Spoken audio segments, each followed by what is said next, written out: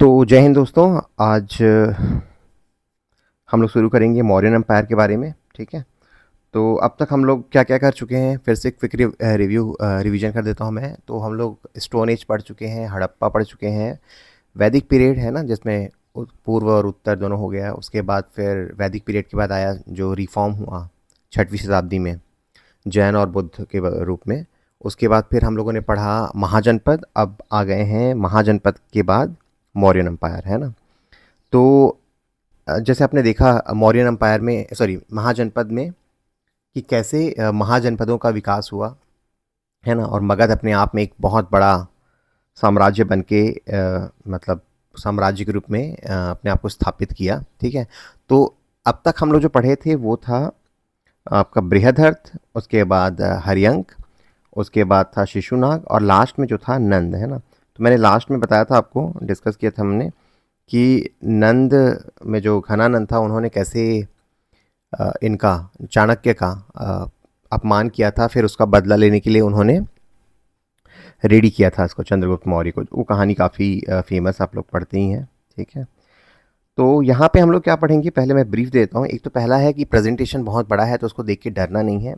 कारण ये है इसमें एमसीक्यू है, तो एक एक क्वेश्चन में आपको एक एक स्लाइड लग जाता है। ठीक है, दूसरा कारण है एक तो हिंदी और इंग्लिश में है। ठीक है, तो मान लो अगर 170 स्लाइड दिखता है तो वो 85 स्लाइड ही हैं। उसमें भी कंटेंट जो है वो 30 या 40 स्लाइड में ही है।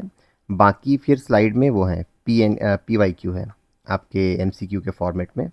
और आखिरी के 4-5 जो पेज है उसमें मेंस के हम लोगों ने आंसर डिस्कस किए हैं। ठीक है, तो ये आपको ध्यान में रखना है।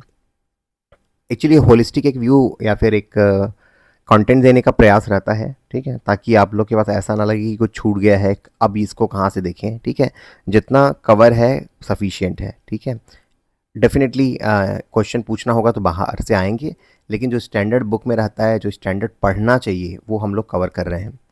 ठीक, तो चलिए स्टार्ट करते हैं। तो मौर्य साम्राज्य क्या था, एक भारत का का पहला महान राजवंश था। ठीक है, क्यों? क्योंकि इसमें जो लीडर हुए उनके कामों को देख के, उनका जो वो था एक्सटेंड था, साम्राज्य जो फैला हुआ था उत्तर में आपके हिमालय तक, है ना। इधर आप देखोगे तो अफ़गानिस्तान तक, फिर इधर आपका बंगाल तक, नीचे जाएंगे डेक्कन तक। तो बहुत बड़ा साम्राज्य था, तो अपने आप में बहुत शक्तिशाली साम्राज्य था। और इसका कार्यकाल जो था आप देखोगे 322 से 185 ईसा पूर्व, है ना। तो इसको BC लिखेंगे। तो आप जानते हैं BC को जब लिखते हैं तो उल्टा लिखते हैं। नॉर्मली जब हम लोग लिखेंगे AD में, अभी क्या लिखते हैं हम लोग, बढ़ते क्रम में लिखते हैं कि अब से अब तक काम किया। फॉर एग्जांपल कोई मोदी जी का लिखेंगे 2014 से लेके, जैसे अभी भी कंटिन्यू कर रहे हैं, है ना। तो अभी मान लो 2000 कब तक है, 24 से 29 ना, तो 29 तक। ठीक है, इस टाइप का करेंगे। लेकिन जो पुराना था उसमें क्या करते हैं, चूंकि BC है तो घटते क्रम में आता है। तो 322 से लेके 185 BC तक। ठीक है, तो ये मतलब आपका जो ईसा पूर्व है उसको हम लोग माइनस करते जाते हैं। फिर ज़ीरो आता है, फिर ज़ीरो से फिर AD शुरू होता है। ठीक है, शक्तिशाली शासन व्यवस्था के कारण और वो क्या था, सेंट्रलाइज था, है ना। डिसेंट्रलाइज नहीं किए थे, सेंट्रलाइज शासन व्यवस्था थी। उसके बाद था आपका सांस्कृतिक और राजनीतिक विरासत। तो क्या क्या डेवलपमेंट हुए वो पढ़ेंगे हम लोग, और भौगोलिक विस्तार। तो स्टार्ट करने से पहले मैं आपको ब्रीफ दे दूं किस टाइप का CGPSC पूछता है क्वेश्चन। एक तो ये लोग क्वेश्चन पूछते हैं इम्पॉर्टेंट अशोका के बारे में, है ना, कि उनका कंट्रीब्यूशन क्या है, उनका धर्म क्या था। ठीक है, एक दो क्वेश्चन आता है इनके डायनेस्टी के बारे में, बता दो भाई कौन कौन से इसके राजा थे। उसके बाद फिर प्रश्न आता है ये जो बुद्ध के अलग अलग पिलर थे उसमें क्या संदेश था, है ना। जो 14 पिलर था उसके बारे में ब्रीफ कर दो करके। और उसके अलावा शासन व्यवस्था, है ना, उस टाइम। और हमारा जो प्रेजेंटेशन है उसमें मेन फोकस रहेगा सोशल, इकोनॉमिकल, पॉलिटिकल, इनको ही ज़्यादा फोकस करना है। ठीक है, एक गलती जो नए एस्पिरेंट करते हैं वो क्या करते हैं, राजाओं की पूरी जीवन गाथा पढ़ना शुरू कर देते हैं कि भाई क्या चंद्रगुप्त मौर्य ये था, इसकी वाइफ का नाम ये था, ये सब इतना नहीं देखना है आपको। एक ओवरव्यू देख लीजिएगा, ठीक है, कि पता होना चाहिए कि ये राजा था, उसका बेटा ये था। जो फेमस किंग है जैसे अशोक है, उसके लाइफ के बारे में ज़्यादा पढ़ेंगे क्योंकि क्वेश्चन उस टाइप से पूछा जाता है। तो हमारा जो अप्रोच है वो एग्ज़ाम ओरिएंटेड है। ठीक है, अदरवाइज़ हिस्ट्री ख़त्म नहीं होगी।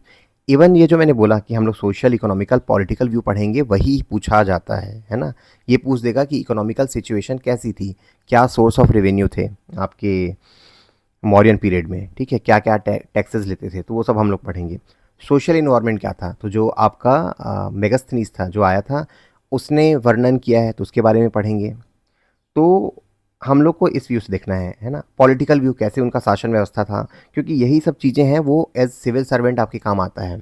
कहीं न कहीं कोई रेवेन्यू में पार्टिसिपेट करेगा, तो वो पुराने साल में कैसे रेवेन्यू का कलेक्शन होता था, वो पढ़ता है। हमें सोसाइटी को भी सर्व करना है, तो उस टाइम कैसी सोसाइटी थी, उसको कंपैरेटिवली देखते हैं, है ना? फिर पॉलिटिकल अर्थव्यवस्था, है ना? कहीं न कहीं हम लोग ब्यूरोक्रेसी के पार्ट हैं, तो ये सब चीज़ें हम लोग को पढ़ाया जाता है बाकी सारे राजवंश में भी, और वही चीज़ हम लोग पढ़ेंगे यहाँ पे मौर्यन डायनेस्टी में, ठीक है? तो उसके कुछ-कुछ जो सोर्स हैं, क्या हैं, अपन आगे पढ़ेंगे। लेकिन जो इनके जो मौर्यन पीरियड को पढ़ने का जो सबसे बड़ा जो सोर्स है, चूँकि हिस्ट्री है तो लिखित जो एविडेंस है, पहला तो आपका अर्थशास्त्र है, ठीक है? वहाँ पे ही पूरा आपको डिटेल मिलता है कि कैसे मौर्यन डायनेस्टी ने वर्क किया। सेकंड एक तो है आपका मेगास्थनीज, एक फॉरेन ट्रैवलर आए थे, उनका अकाउंट है, हिस्ट्री दिया है उन्होंने। और भी बहुत सारे हैं। तो और एक था आपका क्या नाम है, विशाख दत्त का, है ना? मुद्रा राक्षस, उसमें बताया गया है। बट मतलब आगे के टेक्स्ट हैं, मुद्रा राक्षस में भी होता है, ठीक है? तो चलिए स्टार्ट करते हैं। तो इसमें क्या क्या है कंटेंट, आपका ऐतिहासिक पृष्ठभूमि है और कौन कौन से मुख्य शासक थे। इसको मैं क्विकली स्विच करूंगा, क्योंकि जैसे मैंने बताया, इससे ज़्यादा प्रश्न नहीं पूछते। ये हमारा मेन फोकस रहेगा, ताकि प्रेजेंटेशन ज़्यादा बड़ा ना हो, और यहाँ से क्वेश्चन बन सकते हैं, जो कला और वास्तुकला का वहाँ पे विकास हुआ। ये हिंदी इंग्लिश में है, तो इंग्लिश वाले को मैं स्किप करता हूँ ना, ताकि जो इंग्लिश मीडियम वाले हैं उनको पीडीएफ तो मेरे टेलीग्राम चैनल में मिल जाएगा, जिसका लिंक मैं डिस्क्रिप्शन में दे दूंगा, ठीक है? ये हमारे पृष्ठभूमि है कि मौर्य साम्राज्य से पूर्व की स्थिति क्या थी। गणराज्य बने हुए थे बहुत सारे, है ना? और उसके बाद फिर नंद का शासन आया, जो हमने कल पढ़ा। उसके बाद नई शक्ति को अवसर मिला, और सिकंदर का जब आक्रमण हुआ, तब जो लोकल ये थे आपके डायनेस्टी थे, वो फिर अपने आप को संगठित किए, एकीकरण हुआ, है ना? और एकीकरण के पश्चात फिर ये मौर्यन डायनेस्टी है, वो एक उभर के आया सबसे बड़ी शक्तिशाली डायनेस्टी के रूप में, ठीक है? तो 326 में सिकंदर ने आक्रमण किया था। एक बहुत इम्पॉर्टेंट इवेंट माना जाता है, क्योंकि इसने जो हमारे लोकल डायनेस्टी है, उसके एकीकरण में कहीं ना कहीं कंट्रीब्यूट किया, क्योंकि उनको लगने लगा कि हम लोग अगर डिवाइडेड रहेंगे, तो फॉरेन जो वो है, पावर है, वो हमें अटैक करके हरा देगा, ठीक है? तो ऑल दो सिकंदर ने क्रॉस नहीं किया, मतलब इंडियन टेरिटरी में नहीं आया, लेकिन एक बड़ा इवेंट माना जाता है इसको, ठीक है? अब आते हैं इनका जो रोल, इसको इनको बोलते हैं किंग मेकर, है ना? तो इन्होंने क्या करा, इनका थोड़ा सा ब्रीफ में परिचय, कि ये तक्षशिला के विद्वान थे। तक्षशिला कहाँ पे है? कल हमने पढ़ा था, गांधार, है ना, नॉर्थ वेस्ट में। कौटिल्य या विष्णुदेव, इनका बचपन का नाम मतलब विष्णुगुप्त था, कौटिल्य बोला जाता था। और ये राजा धननंद, जो कल मैंने बताया कि जब उन्होंने अपमान किया, उनके राज दरबार में आए तो उन्होंने अपमान किया, तब उसका प्रतिशोध लेने के लिए कसम मतलब खाई थी, कि बाल खोलकर कसम खाई थी कि संपूर्ण नंद राजवंश को नष्ट करने के बाद ही अपनी चोटी बांधूंगा, ठीक है? तो एक बड़ा स्टेटमेंट दिया था, और करके भी दिखाया, ठीक है? फिर उन्होंने चंद्रगुप्त गुप्त, जो मौर्यन डायनेस्टी के पहले राजा थे, उनको बनाना शुरू किया। तो युवा चंद्रगुप्त की क्षमता को पहचाना, उनकी युद्ध कौशल में प्रशिक्षण दिया, कूटनीति और रणनीति की शिक्षा दी, और नंद राजवंश को उखाड़ने की तैयारी करी, ठीक है? तो बहुत इंपॉर्टेंट रोल है। अब कौटिल्य का अर्थशास्त्र है, उसमें क्या क्या है उसके बारे में थोड़ा ब्रीफ देख लीजिए, क्योंकि ये बहुत इंपॉर्टेंट डॉक्यूमेंट है। इवन हम लोग की गवर्नेंस में ये इसको माना जाता है कि कुछ जो, जैसे आप देखोगे सप्तांग थ्योरी है, मंडल थ्योरी है, उसको अभी भी इंडियन पॉलिटिक्स में यूज़ किया जाता है, ठीक है? तो एक तो ये है कि इसमें 15 खंड थे, 180 विषय थे, और 6000 श्लोक हैं, जो गद्य और पद्य दोनों में है। इसका जो सब्जेक्ट क्या था, राजनीतिक सिद्धांत, है ना? तो राजनीति, शासन, सैन्य राजनीति, आर्थिक नीति और कूटनीति, इसके बारे में दिशा निर्देश दिए गए हैं। और ऐतिहासिक महत्व क्या है, इसको भारत के मैकियावेली, है ना, ये कहा जाता है। तो ये सब फैक्ट आप याद रखेंगे किसके बारे में, जो कौटिल्य का अर्थशास्त्र था, ठीक है। हो सकता है 4 नंबर में आ जाए कि कौटिल्य के अर्थशास्त्र के बारे में लिखिए, तो आप बताएंगे कि क्या क्या खंड थे, उसका सब्जेक्ट क्या था और उसका ऐतिहासिक रिलेवेंस क्या है। ठीक है। ये मौर्य प्रशासन और समाज के बारे में अमूल्य जानकारी प्रदान करता है, जो हम लोग आगे आगे पढ़ेंगे। अब आते हैं सप्तांग सिद्धांत, जो इसमें बहुत अच्छे से मेंशन है अर्थशास्त्र में। तो सप्तांग सिद्धांत क्या है कि राज्य के जो 7 अंग है उसको एक राजा, मतलब राजा के जो एक मनुष्य के जो 5 इंद्री हैं, या फिर 5 इंद्री बोलता हूँ, जो बॉडी पार्ट है, 7 बॉडी पार्ट है, उससे कंपेयर किया गया है। ठीक है। जैसे कि शासक है उसको मस्तिष्क माना गया है राज्य का, जो मंत्री है उसको बोला गया है आंखें। ठीक है। जनपद है उसको पैर, दुर्ग है उसको भुजाएं, कोष मतलब जो खजाना है उसको माना गया है मुख, और जो दंड है मतलब सेना है ना, उसको बोला गया है नियंत्रण करने वाला। एक्चुअली ये हाथ होना चाहिए था क्या, 2 सेकंड, पैर भुजाएं हो गया, नियंत्रण करने वाला मस्तिष्क, माइंड। 1 मिनट, इंग्लिश में क्या दिया है इसको देखने दीजिए, माइंड है ना, इसको माइंड बोलिए। और ये आपका ये हेड है।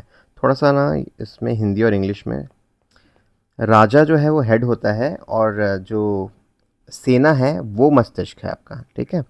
और जो खुफिया तंत्र है, ये जो सहयोगी हैं, वो आपके कान की तरह है ना, जो आपको सूचना देते रहते हैं। जो आपके मित्र देश हैं वो आपके कान की तरह। तो उसको याद करने के लिए क्या, एक मैंने मैंने अपना याद करने के लिए इसको ऐसे किया था, SAJ है ना, DKDM, तो सज के आया दिनेश कार्तिक DM से मिलने। ठीक है। तो आप इस टाइप का कुछ शॉर्टकट बना के याद करिएगा। तो ऐसे सबका आपको याद होगा। S का स्वामी, जो हेड की तरह काम करता है। A से आमत्य, आमत्य है आँखें हैं, आप मैच कर लीजिए, है तो आँखें। जनपद, जनपद है उसके पैर, जनपद है ना, पद है तो पैर। तो इस टाइप का मैं आपको शॉर्टकट जो मैंने ईजाद किए थे याद करने के लिए। तो जनपद से साज हो गया, डी से दुर्ग, दुर्ग है वो आपका भुजाएं हो गया, और कोश है मतलब वो हो गया आपका मुख, जिसके पास पैसा रहता है वही बोलता है ना, तो ऐसा कुछ कनेक्ट करिएगा। तो मुख हो गया। सेना है वो आपका दिमाग है, मस्तिष्क, माइंड। इसको मैं थोड़ा कट कर देता हूँ। और जो ये हैं आपके मित्र हैं, वो आपके होते हैं कान की तरह। आपको जो भी है सूचनाएं देते रहते हैं। ठीक है। तो ये 7 अंग है, आप इसको याद रखेंगे। अब जो मैं ऊपर बता रहा था कि जो लिखित वो है एविडेंस है जो मौर्यन पीरियड के बारे में बताते हैं, वो कौन कौन से हैं। तो सबसे पहले तो मैंने बताया था कौटिल्य का अर्थशास्त्र, जो हमने ऊपर में पढ़ा। जो मेगास्थनीस है उसका इंडिका है ना, उनके बुक का नाम है इंडिका, जो मेगास्थनीस का था। ठीक है। उसके बाद बौद्ध और जैन धर्म, जैसे अगुंतर निकाय है, इन सब के बारे में, भगवती सूत्र, इन सब में आपका दिया हुआ है। पुराण और संस्कृत साहित्य है, उनमें भी मेंशन है। पुरातात्विक स्रोत क्या है, एक तो अशोक के शिलालेख है, वो आपके मौर्यन पीरियड से डायरेक्ट लिंक है। रुद्र दमन का जूनागढ़ का शिलालेख, जहाँ पे चंद्रगुप्त मौर्य ने बनाया था आपका नहर, झील, और अशोक ने उसी में ही कैनाल बनाया था। ठीक है। इसलिए ये जूनागढ़ शिलालेख में है, गुजरात में। उसके आते हैं उत्तरी काली, ये वहाँ पे जो ये जो बोलते हैं ना किस टाइप के बर्तन यूज़ करते थे, तो ये एविडेंस है। आहत सिक्के छत्तीसगढ़ में ही मिले, आप देखिए हो। विदेशी विवरण क्या है, वैसे तो मेगास्थनीस का भी है, बट उसके अलावा जो यूनानी इतिहासकार है ना, चीन यात्री और राजदूतों के विवरण। बट जो मेजर जो आप लिखेंगे ये इसको लिखेंगे, और पुरातात्विक स्रोत को लिखेंगे। ठीक है। अब आते हैं मेगास्थनीस का इंडिका, उसमें क्या क्या है। मेगास्थनीस था कौन, जो मैं बोल रहा हूँ कि विदेशी राजदूत था। तो यूनान का जो शासक था ना, जिसको चंद्रगुप्त मौर्य ने हराया था, उसका नाम था सेल्यूकस निकेटर। ठीक है। उसको हराया था, तो उसने अपने एक राजदूत को भेजा था चंद्रगुप्त मौर्य के दरबार में। ठीक है। और वो कब से कब तक रहा, 304 से 299 BC तक। ठीक है। इंडिका का महत्व क्या है, ये मौर्य प्रशासन के बारे में, समाज व्यवस्था बारे में आगे हम लोग देखेंगे कि कैसे वो बताता है कि समाज 7 भागों में बटा हुआ था। ठीक है। इसकी मूल पांडुलिपि खो गई है, लेकिन कुछ उसके ट्रांसलेशन ये सब अभी संकलित किए गए हैं। और ये कुछ और वो है। समाज का विभाजन, ठीक है, तो समाज का विभाजन 7 श्रेणियों में किया था मेगास्थनीज ने, है ना? तो सबसे पहले ब्राह्मण थे, उसके बाद किसान, चरवाहे, इसके बारे में डिटेल में और दिया गया है, बट पढ़ेंगे हम लोग आने वाले। तो आप देख लीजिएगा 7 भागों में डिवाइड किया गया था। किसान, चरवाहे, कारीगर, सैनिक, निरीक्षक और राजकीय सलाहकार, और सबसे ऊपर जो थे दार्शनिक थे, है ना? ब्राह्मण लिखा है बट दार्शनिक। तो फिलोसफर हो गए, फार्मर, और ये आपका ये क्या बोलते हैं, चरवाहे हो गए, कारीगर हो गए, आर्टिशियन, सैनिक हो गए, निरीक्षक हो गए, और ये सलाहकार, ठीक है, काउंसिलर और एडवाइज़र और स्पाई। तो ये आप यहाँ पे इंग्लिश मीडियम वाले यहाँ पे देख लेंगे, ठीक है। ये शेफर्ड, चरवाहे। उसके बाद चंद्रगुप्त मौर्य के बारे में, जैसे मैंने बताया कि राजाओं के बारे में ज़्यादा डिटेल में और मैं मतलब डिस्कस नहीं करूँगा, आप इसमें पढ़ लीजिएगा। बस ये था कि इन्होंने ही नंद वंश को उखाड़ के फेंका था, और जो ये था सेंट्रलाइज्ड प्रशासन था, तो कौटिल्य के मार्गदर्शन से इन्होंने सेट किया था, ठीक है। और उनके जो क्या था, मंत्रिमंडल में ये मंत्री और सलाहकार होते थे, जो जिनकी सलाह से राजा डिसीजन लेता था, ठीक है। अब क्या था ये, हाँ, तो ये भी फैक्ट हमने पढ़ चुका है। सिकंदर की मृत्यु के बाद सेल्यूकस निकेटर को हराया, इन्होंने 305 में हराया था सेल्यूकस को। और शांति संधि में विवाह संगठन, मतलब उनके साथ वैवाहिक संबंध बनाए उनकी फैमिली के साथ, और जो अफ़गानिस्तान और बलूचिस्तान के क्षेत्र हैं उसको मिला दिया मौर्य साम्राज्य में, ठीक है। तो कितना लंबा था आपका चंद्रगुप्त मौर्य का साम्राज्य, ठीक है, बहुत काफ़ी वास्ट था। जैसे हमने बोला कि सबसे बड़ा साम्राज्य था।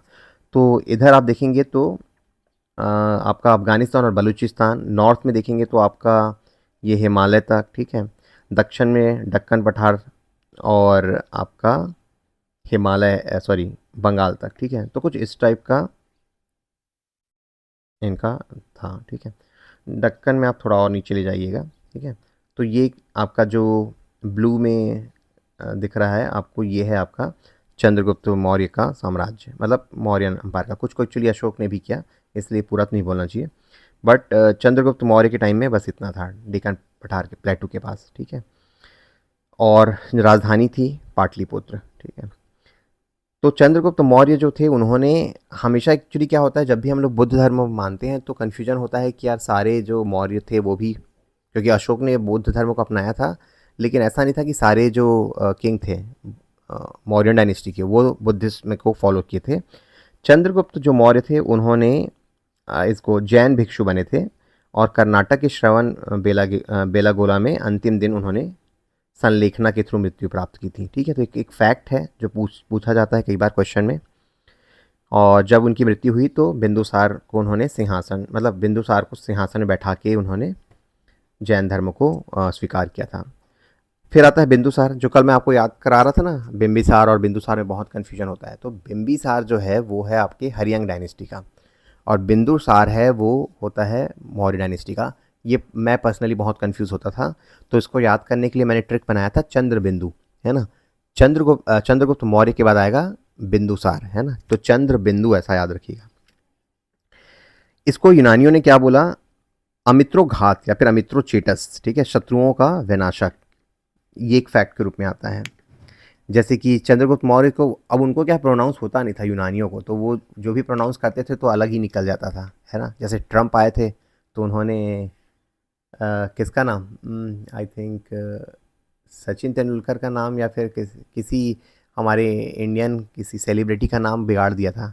तो वही है कि प्रोनाउंसिएशन में इशू होता है तो फिर गलत हो जाता है। तो इसको अमिट्रोचेटस बोलते थे, उसको सेंट्रोकोटस बोलते थे चंद्रगुप्त को। साम्राज्य विस्तार, साम्राज्य का और दक्षिण में विस्तार किया, चरम दक्षिण और पूर्व को छोड़कर भारतीय उपमहाद्वीप के अधिकांश हिस्से इसके नियंत्रण में थे। जैसे मैंने बताया कि चंद्रगुप्त का जस्ट डेक्कन प्लेटू में था, बट ये और साउथ की तरफ लेके गए।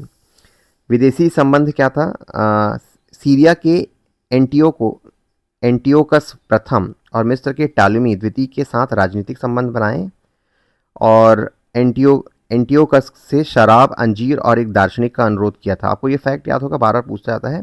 तो उसने बाकी तो भेज दिया, दार्शनिक नहीं भेजा, बोला हम दार्शनिक नहीं भेज सकते हम। आजीविका संप्रदाय के अनुयायी माने जाते हैं, है ना, और धार्मिक परंपराओं का समर्थन किया। अब आते हैं अशोका, जो सबसे इंपॉर्टेंट है, तो इनके बारे में जो फैक्ट है वो पढ़ लेते हैं कि बिंदुसार और शुभद्रांगी के पुत्र अशोक विश्व इतिहास के महानतम शासकों में से एक थे। प्रारंभ में क्या थे, थोड़े क्रूर थे, मतलब क्या टफ होते थे, है ना, एकदम लड़ाई और युद्ध में माहिर थे। बाद में जब कलिंगा वार हुआ उसके बाद फिर ये सॉफ्ट हो गए। तो चंड अशोक कहा जाता था, क्रूर अशोक, है ना। अपने शासनकाल के 8वें वर्ष 261 ई में एक खूनी युद्ध, है ना, तो इवन कई बार पूछता है कि कौन से वर्ष में होता है, तो अशोक के 8वें वर्ष, दैट इज 261 बीसी में कलिंग वार हुआ था। ठीक है, तो एक फैक्ट है, जब कभी आप लिखो कलिंग वार के बारे में तो ये डेट याद रखेंगे आप, जिसमें कथित तौर पे 1 लाख से अधिक लोगों की जान गई थी। अपने द्वारा किए गए पीड़ा से भयभीत होकर अशोक ने बौद्ध धर्म अपनाया और सैन्य विजय के बजाय धम्म की नीति अपनाई। जो बोलते हैं ना, भेरी घोष की बजाय इन्होंने धम्म घोष को अपनाया। तो एक इस साल क्वेश्चन पूछा था ना कि what is the importance of Kalinga war, तो ये सब चीज़ें उसमें आएंगी जब हम लोग आगे पढ़ेंगे। ये तो ठीक है। उसके बाद कलिंग, ये जो मैं कल बता रहा था कि फैक्ट क्या है, तो ये युद्ध हुआ था 261 बीसी में। एक निर्णायक क्षण था और इसका जो इसने वर्णन किया है अपने 13वें शिलालेख में किया है, जो आयरन पिलर है ना, मतलब मेजर पिलर जो है, 13th पिलर, जो 14th मेजर पिलर बोलते हैं ना, उसमें से 13th नंबर के पिलर में, 13th नंबर के पिलर में मेंशन किया है इस युद्ध के बारे में कि 1,50,000 लोगों को निर्वासित किया गया, 1 लाख लोग मारे गए और कई और मर गए। कलिंग की विजय के बाद देवानप्रिय ने धम्म का अनुसरण करना शुरू किया। अब देवानप्रिय को कलिंग की विजय का पश्चाताप है, क्योंकि पहले अविजित देश की विजय में नरसंहार, मृत्यु और लोगों का निर्वासन शामिल है। इस पश्चाताप ने अशोक के बौद्ध धर्म में परिवर्तन और अहिंसा के नैतिक शासन को अपनाने का नेतृत्व किया। ठीक है, मैंने एक्चुअली एक और फैक्ट पढ़ा था कि बौद्ध धर्म के जो डिक्लाइन हुआ ना, उसमें ये कारण भी था कि इन्होंने शांति की नीति अपना ली, है ना। तो शांति की नीति अपनाई तो क्या हुआ, कहीं ना कहीं इन्होंने अपने सैन्य प्रशासन को स्ट्रॉन्ग करना छोड़ दिया, है ना। ज़्यादा फोकस आपके वेलफेयर में हुआ। उससे क्या हुआ, इनका डायनेस्टी थोड़ा वीक होता गया from the army point of view. और फिर पुष्यभूति शुंग ने, शुंगा डायनेस्टी ने फिर उनके लास्ट जो राजा थे बृहदर्थ, उस उसकी हत्या करके शुंगा डायनेस्टी की वो स्थापना की। तो बहुत सारे डायमेंशन है, अगर आपको पूछा जाए तो आप बता सकते हो कि कैसे इंपॉर्टेंस है ना। तो अशोक के जो पॉलिसी है, स्टेट पॉलिसी है, उसको चेंज किया, कैसे इन्होंने धर्म घोष की जगह भेरी घोष की जगह धम्म घोष को अपनाया, कैसे ये अल्टीमेटली बाद में जाके मौर्यन डायनेस्टी के डिक्लाइन का भी एक मेजर कारण हुआ। ठीक है, तो कुछ प्लस पॉइंट, कुछ नेगेटिव पॉइंट, ये सब लिख के आपको बनाना है। अब अशोक का धम्म क्या है, ये मैंने आपको एक ब्रीफ किया था जब हम लोग बुद्धिज़्म पढ़ रहे थे। तो अशोक का धम्म कहीं भी बुद्ध फिलॉसफी से इंस्पायर, मतलब बुद्ध फिलॉसफी से कनेक्शन नहीं है, टोटली अलग चीज़ है। एक व्यवहारिक कॉन्सेप्ट है कि कैसा आचरण होना चाहिए इनके सब्जेक्ट का, जो भी आपके मौर्यन डायनेस्टी में है। तो क्या क्या इनके सिद्धांत थे कि सभी जीवित प्राणियों के लिए सम्मान होना चाहिए, नॉन वायलेंस मतलब अहिंसा, ठीक है, सभी धर्मों के प्रति सहिष्णुता मतलब टॉलरेंस की नीति के लिए बोला, माता पिता और बड़ों की आज्ञा का पालन, ब्राह्मणों और तपस्वियों के लिए उदारता, खर्च और बचत में संयम, है ना, मतलब एक कैसे अनुशासित जीवन होना चाहिए वो बताता है इनका अशोक का धम्म। तो ये जो सिद्धांत है उसको आप रटिएगा, ठीक है। ये पूछा जाता है बहुत बार, और बहुत बार हम लोग कंफ्यूज होकर क्या लिख के आ जाते हैं, बुद्ध धर्म को, मतलब जो बुद्ध धम्मा है उसके बारे में, but that is totally different, है ना। तो अशोक का धम्म ये बोलता है एक नैतिक संहिता की तरह, है ना, जो सामाजिक जिम्मेदारी, धार्मिक सहिष्णुता, नैतिक आचरण पे जोर देती है। यह सभी वर्गों के लिए स्वीकार के लिए डिज़ाइन की गई थी, ठीक है। और इन धम्म के प्रचार के लिए इन्होंने क्या किए थे, कुछ अधिकारियों को नियुक्त किए थे, धम्म महामात्र, ठीक है। साम्राज्य भर में शिला और स्तंभ के थ्रू इसका प्रचार किया गया था अशोक के धम्म का। सड़कों और विश्राम गृह, अस्पतालों का निर्माण किया गया। वही जो मैंने बताया कि वेलफेयर अप्रोच, सामाजिक कार्य किए गए। औषधीय जड़ी बूटियों का, पौधों का रोपण किया गया। विदेशी भूमि में बौद्ध मिशनरियों को भेजा गया, जैसे इन्होंने अपने पुत्र पुत्रियों को श्रीलंका भेजा था, ठीक है। तो बौद्ध धर्म और अशोक का जो धम्म है, इनके प्रचार के लिए इन्होंने बहुत सारे अटेम्प्ट्स किए थे, बहुत सारे इनिशिएटिव लिए थे। ठीक है, अब आते हैं बुद्धिस्ट मिशनरी मिशन, जो अशोक के अंदर जो बौद्ध मिशन थे, तो ये उनके बच्चे थे, कौन, महेंद्र और संघमित्रा, उनको इन्होंने श्रीलंका भेजा। तो ये प्रश्न भी आ सकता है कि बौद्ध मिशन के प्रचार के लिए अशोक का कंट्रीब्यूशन बताइए। ठीक है, तो दो चार चीज़ें याद कर लीजिएगा, पूरा याद नहीं होता। मझंतिक को भेजा था इन्होंने काश्मीर और गांधार में, मतलब आप थोड़ा सा, अगेन जो मेरी स्ट्रेटजी है याद करने की, और कुछ लोग बोलते हैं कि सर हम भी ऐसे ही करते हैं, तो मैं क्या करता हूँ, किसी भी चीज़ को माइंड मैप बनाने की कोशिश करता हूँ। ठीक है, तो मैं रफली ऐसे कुछ कर लिया, कोई ज़रूरी नहीं है, आपको कोई एक्सपर्ट नहीं है, कोई जज नहीं कर रहा, आप बनाइए ऐसा आपको। तो महेंद्र और संघमित्र को यहाँ भेजा, तो मैं क्या करता था, आपका महेंद्र एंड संघमित्र, आप लिख लीजिएगा पूरा नाम। मझंतिक को कहाँ भेजा, काश्मीर में। ठीक है, तो यहाँ पे मंझंतिक, ठीक है, लिख लीजिएगा। महादेव को कहाँ भेजा, मैसूर में, महिष मंडल, तो यहाँ पे भेजा महादेव को। ठीक है, रक्षित वनवासी, मतलब जो उत्तर कनारा था उसको, सॉरी, रक्षित को भेजा वनवासी, उत्तर कनारा। ये कनारा क्या है मुझे देखना पड़ेगा, I think, let me check English version. वनवासी, पता नहीं, इसको चेक करना पड़ेगा मुझे भी। धर्मरक्षित को कहाँ भेजा, पश्चिम भारत में। ठीक है, तो इस साइड में भेजा धर्मरक्षित को। मध्यम को भेजा हिमालय, ये तो ठीक है, वही वाला है। मछंतिक है मंचिम, तो हिमालय क्षेत्र में मान के चलिए। और सोना और उत्तर, ये हो गया है, 2 सेकेंड, सोना एवं उत्तरा को भेजा सुवर्ण भूमि में। ठीक है, तो आप एरिया को देख लीजिए, किस किस एरिया में भेजा, और कुछ इंपॉर्टेंट, सब तो याद नहीं हो पाएगा। महेंद्र और संघमित्रा को बिल्कुल याद रखिएगा, उनको श्रीलंका भेजा था। ठीक है, महादेव को मैसूर भेजा था, याद कर लीजिएगा। तो ये तो था उनका एक्सपांशन, मतलब कैसे हम लोग धर्म का प्रचार प्रसार करते हैं। अब आता है जो इम्पोर्टेंट, मैंने बताया कि जो मौर्यन पीरियड के बारे में जानकारी मिलती है, वो मिलती है अशोक के शिलालेख से। ठीक है, तो क्या क्या थे शिलालेख के प्रकार, तो 14 थे मुख्य शिलालेख, जिसको बोलते हैं मेजर, एक सेकंड, बंद हो गया। तो कितने थे, 14 मेजर शिलालेख थे, है ना, जिसके बारे में हम लोग आगे जाके और पढ़ेंगे उन 14 शिलालेख में क्या था। तो 14 शिलालेख थे। उसके अलावा लघु शिलालेख थे, देखें, सेवन स्तंभ शिलालेख थे, मतलब क्या बोलते हैं इसको, पिलर इंस्क्रिप्शन। ठीक है, और फिर गुफा शिलालेख, तो ये सब टाइप हैं जहाँ पे डिफरेंट लैंग्वेज में, है ना, जैसे ब्राह्मी लिपि का भी उपयोग हुआ है, आपका खरोष्टी का भी हुआ है, और अरमाइक भाषाओं का हुआ है, मतलब यूनान की जो भाषा है उसको अरमाइक लिपि में लिख, मतलब खरोष्टी लिपि है और यूनान का अरमाइक, है ना, तो अलग अलग लिपि हैं।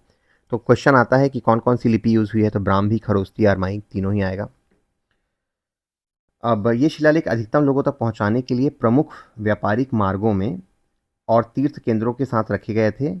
तो आप देखोगे कि पूरे इंडिया में आपके जो 14 शिलालेख फैले हुए हैं, और कुछ तो इंडिया के बाहर भी हैं। ठीक है, तो उन्होंने कोशिश करी कि जितने भी राजमार्ग हैं, व्यापारिक मार्ग हैं, वहाँ पे ये गुदवाए जाएँ ताकि लोगों तक पहुँचें।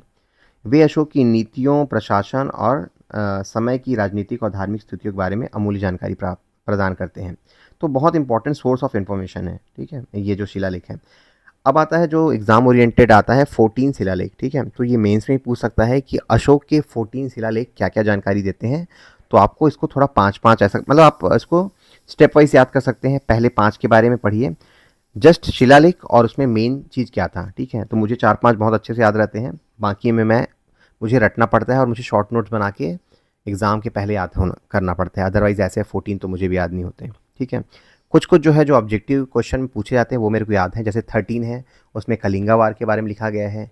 जो शिलालेख 12 है, उसमें सहिष्णुता, टॉलरेंस की नीति अपनाने के लिए बोला गया है। पहले में पशु बलि, ये जो है उस पर प्रतिबंध लगाया था। दूसरा है इसमें आपका ये क्या था, चिकित्सा व्यवस्था या फिर वनस्पति, औषधि वाले जो वनस्पति है उनको रोपण करने के लिए बोला गया है। इसमें आपका बड़ों का सम्मान करिए, है ना। शिलालेख 4 जो याद रखना है वो है कि राजा के अधिकारियों द्वारा प्रशासनिक दौरे करने के लिए बोला गया है, ताकि प्रजा के जो वेलफेयर है उसकी जांच की जा सके। और जो 5वां है, मुझे याद रहता है, इसमें धम्म महामात्र, मतलब जो धम्म का प्रचार करने के लिए उन्होंने कुछ अधिकारी नियुक्त किए थे, उसके बारे में वर्णन है। और एक जो मुझे याद रहता है, ये वाला, हाँ, जो रॉयल जर्नी थी उसको रिप्लेस किया था इन्होंने धार्मिक यात्राओं के बारे में, है ना। तो बोध गया की तीर्थ यात्रा का महत्व है उसमें, ठीक है। सातवां है अगेन धर्मों का सम्मान और संरक्षण करना है। शिलालेख 6 क्या बोलता है, राजा की सभी समय उपलब्धता प्रजा के हित के लिए है ना। तो मतलब राजा का निरंतर उपलब्ध रहेंगे प्रजा की सेवा के लिए, इस टाइप का। बाकी एक दो और हैं वो आप याद करेंगे, ठीक है। तो ये मैंने बताया, 13 को बताया मैंने, कलिंग वॉर इंपॉर्टेंट है। 12 जो उसमें धार्मिक सहिष्णुता, सभी धर्मों की समानता और एकता, एक्चुअली दो में है धार्मिक सहिष्णुता, लेकिन मोस्टली 12th को माना जाता है कि इसमें उन्होंने टॉलरेंस की नीति अपनाने के लिए बोला गया है। अब आते हैं थोड़ा सा आर्ट एंड जो उस टाइम में कुछ आर्ट में डेवलपमेंट हुआ उसके बारे में। तो अशोक सारनाथ स्तंभ है उसके बारे में पर्टिकुलरली कुछ फैक्ट्स है, उसको पढ़ लीजिएगा, ठीक है। जैसे कि इसमें 4 शेर जो एक दूसरे की ओर पीट करके खड़े हुए हैं, प्रसिद्ध अशोक स्तंभ में से एक है। और 1947 में स्वतंत्रता के बाद इसको राष्ट्रीय प्रतीक के रूप में अपनाया गया था। तो इसमें 4 शेर हैं जो शक्ति, साहस और गर्व और आत्मविश्वास का प्रतीक है। 4 जानवर भी हैं, है ना, तो ये कई बार भूल जाते हैं लोग। तो हाथी है, घोड़ा है, बैल है और शेर है।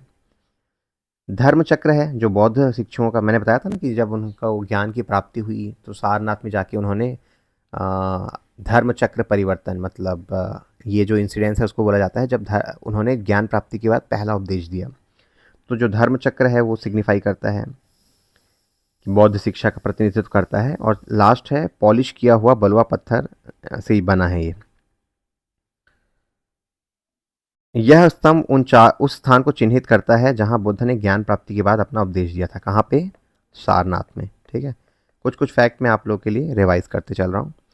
एक तो हो गया पहला। दूसरा है सांची का स्तूप, ठीक है। इसको भी किसने बनवाया था? अशोक ने बनवाया था। तो सांची का महान स्तूप भारत में सबसे पुरानी पत्थर की संरचनाओं में से एक है। मूल रूप से 3री शताब्दी में अशोक द्वारा निर्मित कराया गया था। इसे शुरू में ईंटों से बनवाया गया था, बाद में शुंग काल में पत्थर से विस्तारित किया गया, ठीक है। तो इसमें दोनों का कंट्रीब्यूशन है। एक क्वेश्चन जो हम लोग टैकल करेंगे सुंगा डायनेस्टी के बारे में कि उनके टाइम कल्चरल कैसा था। तो ये बोला जाता है कि कट्टर थे मौर्यन डायनेस्टी के लिए, लेकिन ऐसा नहीं है। इन्होंने, देखो आप, ये फैक्ट है कि इन्होंने सांची स्तूप भी बनवाया था, मतलब उसको पत्थरों से बनवाया, ठीक है। मुख्य जो विशेषताएं हैं ये एग्ज़ाम के लिए 2 नंबर 4 नंबर में इंपॉर्टेंट हो सकता है कि अर्धगोलाकार है ना, आपके अंडा शेप में है, जो ब्रह्मांड का प्रतिनिधित्व करता है। 4 सुंदर नक्काशी द्वार, प्रवेश द्वार हैं, तोरण जिसे बोलते हैं। ध्यान के लिए परिक्रमा पथ है, प्रदक्षिणा पथ जो आप राउंड मारते हैं ना मंदिर जाके। और शीर्ष पर हर्मिका और छत्र जो स्वर्ग का प्रतीक है, ठीक है। तो अलग अलग चीज़ें ये जो यहाँ पे हर्मिका। स्तूप की विस्तृत नक्काशी बुद्ध के जीवन, जातक कथाओं और प्राचीन भारत के दैनिक दृश्यों को दर्शाती है, जो उस समय के सामाजिक, सांस्कृतिक और कलात्मक परंपराओं के अनुरूप था, ठीक है। अब आते हैं जो, जैसे मैं बता रहा था कि हम लोग पढ़ेंगे एडमिनिस्ट्रेशन, सोशल और ये मौर्यन पीरियड में कैसा था, ठीक है। तो एक तो है पहला प्रशासन। तो जैसे मैंने बताया कि केंद्रीय प्रशासन था, तो सेंट्रल में कौन था? आपका राजा था, किंग। और इसको कौन हेल्प करते थे? Council of minister. उसके बाद जो प्रांत थे उनमें राजकुमारों को, है ना, जैसे कि जब ये हुआ, जब अशोक राजा बना उसके पहले वो खुद भी प्रांत में गवर्नर थे, ठीक है। अपन पढ़ेंगे आगे। तो ये राजा सेंट्रल में हो गया, प्रांतों में हो गया राजकुमार, ठीक है। उसके बाद जिला का अलग से था। तो जिला में कौन होते थे? विषयपति, है ना, जिसे विषय आहार बोलते थे। नेक्स्ट में आएंगे तो ग्रामीण प्रशासन। तो ग्रामीणी थे, ग्राम के लिए। गाँव का जो प्रशासन था उसका हेड था ग्रामीणी। शहरों के लिए आपका नगरक थे, है ना। तो इस टाइप का प्रशासन था। सेंट्रल था, उसके बाद आपके रीजनल थे जो कि राजकुमार देखते थे, और वो फिर से बटे हुए थे जिला प्रशासन में, जिसको विषयपति बोलते थे, ठीक है। अब आते हैं हम लोग मौर्यन अधिकारियों के बारे में। कुछ कुछ को याद कर लीजिएगा, जैसे कि पुरोहित तो पता ही है आपको, मतलब जो मुख्य एडवाइज़र होता है उसको बोलते हैं। सेनापति भी आपको याद रहता है। युवराज जो है राजकुमार है। ये तो इम्पोर्टेंट है। समहर्ता और सन्निधाता। समहर्ता मतलब जो राजस्व संग्रह करता था, और सन्निधाता जो कि कोषाध्यक्ष होता था, है ना, खजांची इसको बोलते थे। कुछ अध्यक्ष हैं सीताध्यक्ष किसको बोलते थे? कृषि का अध्यक्ष है, मतलब कृषि भूमि को देखता था जो। अकराध्यक्ष खानों, मतलब जो खदान है उनके बारे में जो है देखता था। लोहाध्यक्ष है वो धातुओं का अधीक्षक है। पन्याध्यक्ष वो था वाणिज्य का अध्यक्ष। और सुनाध्यक्ष वो था वधशालाओं के अधीक्षक, ठीक है। और विशेष अधिकारी, ये जो आपने देखा था कि धम्म महामात्र अपॉइंट किए थे नीति जो आपके क्या बोलो मोरालिटी के लिए, जो धम्म का प्रचार करने के लिए बनाए गए थे। रजुक थे वो थे, देखो दो हैं रजुक, जो थे ग्रामीण न्यायाधिकारी थे, है ना, जो रूरल एरिया था उसको देखते थे रजुक। प्रादेशिक थे वो आपके शहरी एरिया को देखते थे, ठीक है। उसके बाद था गुड़ पुरुष, मतलब ये कौन थे आपके? स्पाई, जासूस, है ना, उसको बोलते थे। युक्ता, युक्ता किसको बोलते थे? अधीनस्थ राजस्व अधिकारी, ठीक है। तो कुछ कुछ अधिकारी हैं जिसके बारे में आपको थोड़ा पता होना चाहिए। आप संस्कृत के बारे में थोड़ा सा जानते हैं तो आपको पता चल जाएगा। कुछ थोड़े नए हैं, रजुक, प्रतिष्ठा, ये बार बार पूछते हैं, तो आपको थोड़ा सा देख लीजिएगा कि रजुक जो थे ग्रामीण अधिकारी थे और प्रादेशिक थे वो प्रांतिक अधिकारी थे, ठीक है।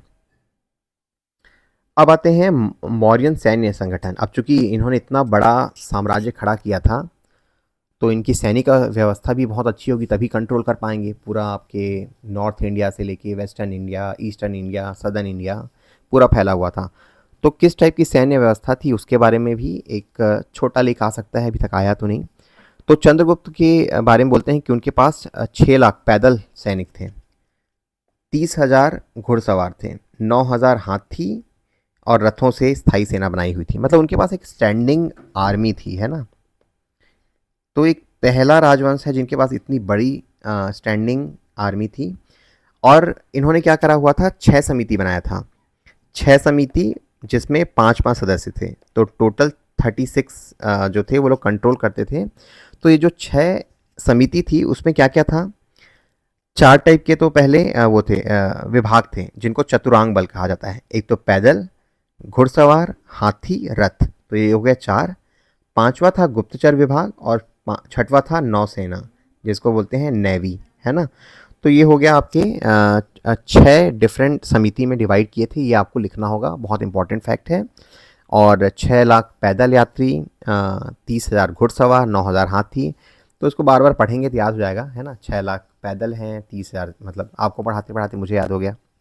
तो ऐसे ही आप डिस्कस करते करते कुछ फैक्ट को याद करेंगे। उसके अलावा विशेष इकाई थी, वन सैनिक थे, सीमावर्ती बल थे जो आपकी बॉर्डर को देखते थे, उन्नत हथियार और कवच इनके पास थे, है ना। तो ये उनकी विशेषताएं हैं कुछ। सेना का उपयोग न केवल युद्ध के लिए किया जाता था बल्कि आंतरिक इंटरनल सिक्योरिटी के लिए भी किया जाता था, आंतरिक सुरक्षा के लिए, व्यापार और व्यापार मार्गों की सुरक्षा के लिए भी। अदरवाइज हाँ लुटेरे हो जाएंगे ना, तो कहाँ से व्यापार चल पाएगा। जासूसी विभाग, जैसे मैंने बताया कि पहले 4 तो चतुरांग बल हो गए, 5वां जासूसी विभाग था। उसमें उसे संस्था स्थिर जासूस जिसके निश्चित कोने होते थे, संचार घूमने वाले जासूस जो पूरे राज्य में यात्रा करते थे, उभय वेतन दोहरे एजेंट जो शत्रु क्षेत्र में काम करते थे, और गुड़ पुरुष व्यापारियों और तपस्वियों छात्रों के रूप में छद्मवेश में। तो अलग अलग टाइप के जासूस थे। आई डोंट नो ये प्रश्न पूछा जा सकता है तो, बट आप देखिएगा संस्था संचार जासूस को भी इन्होंने डिवाइड करके रखा था। और उनके काम क्या थे आप जानते ही हैं कि खतरों की जानकारी देना, भ्रष्टाचार की निगरानी करना, शासन की नीतियों का मतलब जनता में कैसा रिस्पॉन्स आ रहा है उसका आकलन करना। संगठन कैसा था, महामात्य सर्प द्वारा नेतृत्व, पुरुषों और महिलाओं दोनों को नियोजित किया जाता था। That is not important, ignore करिए। जुडिशियल सिस्टम के बारे में देख लीजिए कि क्या उसमें अधिकारी थे। एक तो था धर्मस्थीय जो कि नागरिक न्यायालय, मतलब जो सिविल टाइप के केसेस थे उसका संचालन करता था। विवाह, उत्तराधिकारी संबंधित जो संपत्ति से संबंधित विवाद थे उनका निराकरण करता था धर्मस्थीय। कंटक शोधन, तो वो किस टाइप के, जो आपराधिक मामले होते थे, चोरी, हिंसा, उसका निपटारा करते थे। ग्राम न्यायालय थे वो छोटे मोटे विवादों का निपटारा। और राजकीय न्यायालय राजा द्वारा स्वयं अध्यक्ष होता था, तो वो राजकीय न्यायालय हो गया। तो और दूसरा था न्यायिक अधिकारी, तो कौन कौन से थे, धर्मस्थ जो कि नागरिक न्यायाधीश था, प्रतिष्ठा जो प्रांतों में काम करता था, ठीक है। एक तो हो गया आपका सेंट्रल जो राज्य है वहाँ पे करता था, प्रतिष्ठा था वो आपके प्रांतों में था, रज्जुक था वो आपके ग्रामीण अधिकारी था जैसे मैंने ऊपर में बताया। तो रज्जुक के कार्य क्या थे, भूमि मापन, राजस्व निर्धारण और न्यायिक कार्य, है ना। तो ये सारे काम करता था। तो ये कुछ अधिकारियों के नाम हैं, आप उसके नाम याद रखिएगा। ज़्यादा डिटेल में भी नहीं लिखेंगे चलेगा, बस आपको पता होना चाहिए कि धर्मस्थ, प्रतिष्ठा, रज्जुक ये जो थे न्यायिक अधिकारी थे। ठीक है, अब उनकी आर्थिक व्यवस्था के बारे में देख लेते हैं। तो पहला तो कृषि डेफिनेटली है ना, एग्रीकल्चरल लैंड था, उपजाऊ भूमि थी मगध के आसपास गंगा का तट। तो जो देखता था सीताध्यक्ष था जो देखता था, और उपज का 1/6वां भाग ये लोग लेते थे टैक्स के रूप में किसानों से। सिंचाई की व्यवस्था उन्होंने करी थी, जैसे आपने देखा कि जूनागढ़ शिलालेख है उसमें मेंशन है कि अशोक ने प्रॉपर कनाल बनवाए थे ताकि एग्रीकल्चर का डेवलपमेंट हो। मुद्रा के बारे में देखिए, क्वेश्चन आया था ना कर्षापन, तो यार हम सब लोग कर्षापन पढ़े थे, अब क्वेश्चन में आ गया कहापना, तो वहाँ पे इशू हो गया, समझ नहीं पाए, मैं भी कंफ्यूज हो गया इसमें। तो चांदी के जो सिक्के थे उसको बोलते हैं कर्षापन, है ना।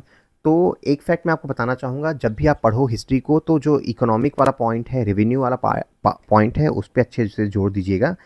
वो एक क्या बोलते हैं एग्ज़ाम का इम्पॉर्टेंट एरिया होता है ना, क्योंकि अल्टीमेटली रेवेन्यू ही तो देखना है जब आप गवर्नेंस ज्वाइन करोगे। तो छोटे मोटे लेन देन जो वो तांबे के सिक्के से होते थे जिसको काकनी बोलते थे। ठीक है, राज्य के लक्षणाध्यक्ष के माध्यम से मुद्रा का निर्माण और नियमन होता था। उद्योग कौन कौन से थे? राज्य नियंत्रित खनन, है ना, जैसे ऊपर में था, खदानों के लिए उन्होंने अपॉइंट करके रखे हुए थे।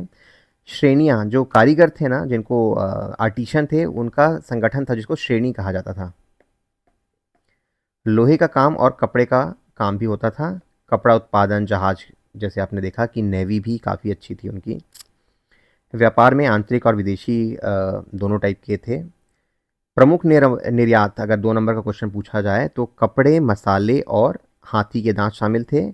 व्यापार संघ, जिसको निगम कहा जाता था, वाणिज्य की सुविधा प्रदान करते थे, और राज्य बाजारों को नियंत्रित करता था और सीमा शुल्क एकत्रित करता था। तो ये पार्ट कब आएगा? टैक्सेशन में भी आएगा, जैसे देखिए यहाँ पे। तो कराधान, पहला तो आता है भाग, जो भूमि से कलेक्ट करते थे 1/6वां भाग, उसको बोलते थे भाग। हिरण्य किसको बोलते थे? व्यापारी और कारीगरों से जो लेते थे ना, आर्टिशन बहुत सारे थे, श्रेणी जिसके बने हुए थे, तो उनसे ये लोग नगद में लेते थे पैसा, कर, तो उसको बोलते थे हिरण्य। धार्मिक अनुष्ठानों से जो प्राप्त होता था धार्मिक कर, वो बलि कहलाता था। गांवों से एकत्र किया जाने वाला आवधिक कर, फिर शामिल था शुल्क, जो आयात और निर्यात पे सीमा शुल्क लिया जाता था। विष्ठी, एक देखिए विष्ठी के बारे में पूछ सकता है ना, इंपॉर्टेंट है। कर के रूप में बेगार श्रम, है ना, मतलब जो स्लेवरी टाइप का बोल दीजिए, लोगों के पास देने के लिए नहीं है तो उनसे श्रम दान ले लेते थे, है ना। तो ये है, ये क्वेश्चन ना इसमें आया था यूपीएससी में, शायद 22 में आया था। तो विष्ठी, है ना, ये है बेगार श्रम, तो वो भी एक टैक्स के रूप में लेते थे। श्रेणी के अनुसार राजस्व स्रोत कौन कौन से हैं? दुर्ग है, शहरों और किलों में राजस्व। राष्ट्र, खनि, वन, इसको एक बार आप पढ़ लेंगे, ज़्यादा कुछ विशेष है नहीं, है ना। अलग अलग डिपार्टमेंट है जहाँ से राजस्व कलेक्ट करते थे। ये जो हमने पढ़ा कि समहर्ता कौन था? राजस्व अधिकारी, जैसे रेवेन्यू ऑफिसर आजकल हैं। और सन्निधाता था खजांची, कोषाध्यक्ष को बोलते थे सन्निधाता। तो ये टर्मिनोलॉजी से एक एक क्वेश्चन बन सकते हैं, उसको आप याद रखेंगे। मौर्यन समाज है वो डिवाइडेड था, किसमें? राज परिवार, उसके बाद आते थे ब्राह्मण और अधिकारी, योद्धा और व्यापारी, किसान और कारीगर, मजदूर और सैनिक। तो इस टाइप से आपका मौर्यन समाज बटा हुआ था। तो एक सामाजिक आउटलुक देने के लिए आपका एक हेल्प करेगा। वैसे तो ब्रॉडर तरीके पे ये ब्राह्मण, क्षत्रिय, वैश्य और शूद्र में ही डिवाइडेड था, लेकिन जैसे जैसे समाज डेवलप हुआ, व्यवसाय आए, है ना, तो उसमें थोड़ा सा कॉम्प्लेक्सिटी आया, है ना, जिसका वर्णन किया है मेगास्थनीज ने। जो ऊपर हमने पढ़ा 7 टाइप के कैटेगरी थे समाज में, ऐसा मेगास्थनीज का कहना था। फिलोसफर हो गए, आर्टिशियन हो गया, फार्मर, शेफर्ड, है ना। तो वो 7 जो कैटेगरी हैं उसको आप याद रखेंगे। सैनिक, है ना, एडवाइज़र। महिलाओं की स्थिति कैसी थी? तो हमने पहले जो देखा समाज डिवाइडेड था अलग अलग भाग में, तो मुख्य रूप से तो वर्ण व्यवस्था पे बटा था, बट अगेन आप मेगास्थनीज का मेंशन करके 7 भाग में डिवाइड था वो लिख दीजिएगा। महिलाओं की स्थिति कैसी थी? तो महिलाओं के पास बाद के कालों की अवस्था में अधिकार ठीक ठाक थे, है ना।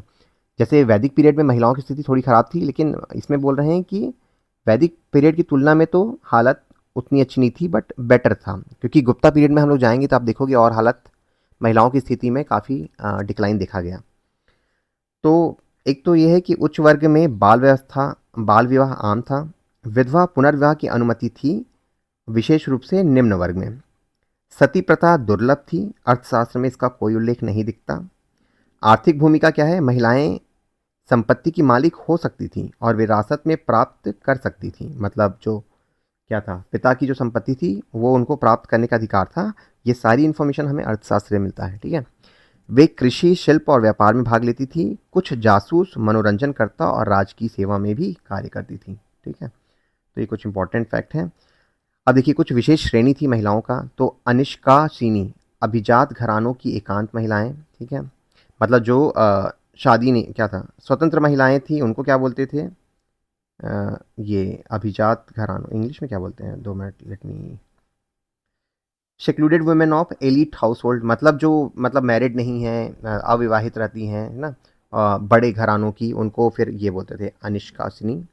उसके बाद गणिकाएं, जो वेश्याएं हैं, मतलब प्रोस्टिट्यूट, जिन्हें राज्य का संरक्षण प्राप्त था, ठीक है। देखिए इतना अच्छा प्रोटेक्शन वहाँ भी उनको प्रोवाइड किए गए थे। रूपजीवा, स्वतंत्र महिला मनोरंजनकर्ता, उनको बोलते थे रूपजीवा। और महिला तपस्विनी, बौद्ध और जो जैन धर्म शामिल कर लिए थे उनको। तो अलग अलग श्रेणी थी महिलाओं की। तो अगर पर्टिकुलरली महिलाओं के बारे में पूछा जाए तो आप बता सकते हैं कि काफ़ी अच्छे राइट्स प्रोवाइड थे उनको, एजुकेशन का, व्यापार में, सब में पार्टिसिपेट करते थे। पुनर्विवाह की स्वतंत्रता थी, सती प्रथा जो थी वो दुर्लभ थी। उसके अलावा जो वो थे गणिका थे, उनको राज्य का प्रोटेक्शन प्रोवाइड था, ठीक है। एक्चुअली गणिका वेश्या मतलब कोटिशियन बोलते हैं ना, मतलब वेश्याओं को। तो आप देख लीजिएगा राइट वर्ड क्या है उसका। उसके बाद आते हैं यार हम लोग मौर्य कला और वास्तुकला के बारे में। तो एक तो है स्तंभ, अ, उसके बाद आता है गुफा वास्तुकला, और तीसरा आता है मूर्तिकला, ठीक है। तो एक सेकंड मैं ब्रेक लूँगा। ठीक है। तो अपन क्या थे, स्तंभ कला के बारे में आए थे। तो स्तंभ कला के बारे में क्या था कि ये सबसे पहले तो जो 14 पिलर थे अशोक के, वो फेमस है ना, पॉलिश किए गए बलुआ पत्थर और पशु शीर्ष के साथ एक एकाश्मत, मतलब एक वो ना, देखो अशोक के जो पिलर थे उसका एक इम्पॉर्टेंस ये है कि वो एकलौते पिलर से बने थे, ठीक है। मतलब एक ही पिलर में नक्काशी किए गए थे, उसमें जो ऊपर में पार्ट जुड़ा हुआ था, तो एक ही पिलर से बने हुए थे। गुफा वास्तुकला, तो लोमस ऋषि और बाराबर की जो गुफा है वो इनके टाइम में ही बने गए, है ना। जो अशोक और उनके जो वो थे, दशरथ शायद उनके नाती थे क्या, उन्होंने बनाया था। मूर्तिकला का भी विकास हुआ, तो यहाँ पे जो यक्ष यक्षिणी है वो बनाए गए, ठीक है। तो ये थोड़े बहुत आर्ट फॉर्म में थोड़े से आप लिख सकते हो। उसके बाद आता है मौर्य साम्राज्य का पतन का कारण, है ना। तो अलग अलग इतिहासकारों ने अलग अलग कारण बताए हैं, वो आपको याद रखना पड़ेगा। तो पहला तो ये है कि रोमिला थापर ने क्या बोला, कि आंतरिक विरोधाभास था और प्रशासनिक चुनौतियों के कारण उनका पतन हुआ। और दूसरा था डी एन झा, एक इतिहासकार है, उनका कहना था कि आर्थिक कारकों का एक आर्थिक कारण, जैसे कि बड़ी नौकरशाही, इतना आप 6 लाख लोग रख रहे हैं, ठीक है, तो उनको मैनेज कर पाना काफ़ी वो था ना। ऊपर से एक तो वेलफेयर हो गए थे, तो टैक्सेशन ये सब भी कम कर दिए। अत्यधिक कराधान से जन में असंतोष हो गया। व्यापार और आर्थिक उत्पादकता में गिरावट हुई, और धार्मिक गतिविधियों के कारण, जो बता रहा हूँ बार बार कि बुद्धिज़्म में ज़्यादा फोकस कर दिए, तो धार्मिक गतिविधि बढ़ गई और धन खजाना है वो खाली हो गया। तो ये डी एन झा का कहना था। एच सी राय चौधरी, उनका कहना था कि ब्राह्मणवादी प्रतिक्रिया के कारण, मतलब जो ब्राह्मणवादी समाज था वो इनके अगेंस्ट हो गया, आप बुद्धिज़्म को प्रमोट कर रहे हो, हमें नकार रहे हो, है ना, उसके कारण।